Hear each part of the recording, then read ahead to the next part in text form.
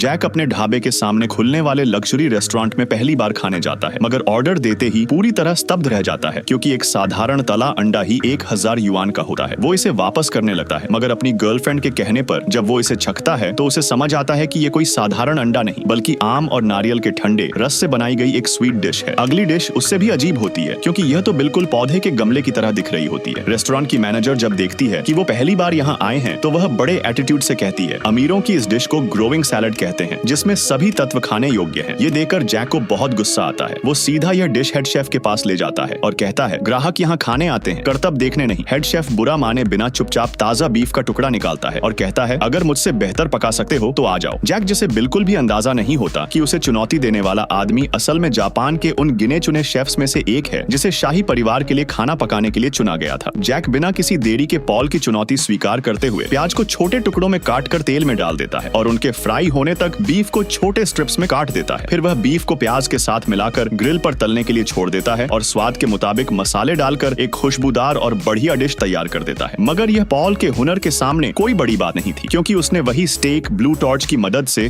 न सिर्फ आधे समय में पका लिया था बल्कि जायके के लिए एक अनोखी लकड़ी के धुएं से उसे स्मोक भी कर दिया था। जैक पॉल का बनाया हुआ स्टेक सूंघते ही उसकी कला पहचान जाता है और बिना कुछ बोले चुपचाप वहां से चला जाता है। इधर पॉल जब जिज्ञासा से जैक का पकाया हुआ स्टेक छकता है तो पूरी तरह स्तब्ध रह जाता है क्योंकि उसका पारंपरिक तरीके से पकाया हुआ मुलायम स्टेक भी जायके से पूरी तरह भरपूर था। कुछ दिन गुजरने के बाद मामूली जैक फिर से पॉल को खाना पकाने की चुनौती देने पहुंच जाता है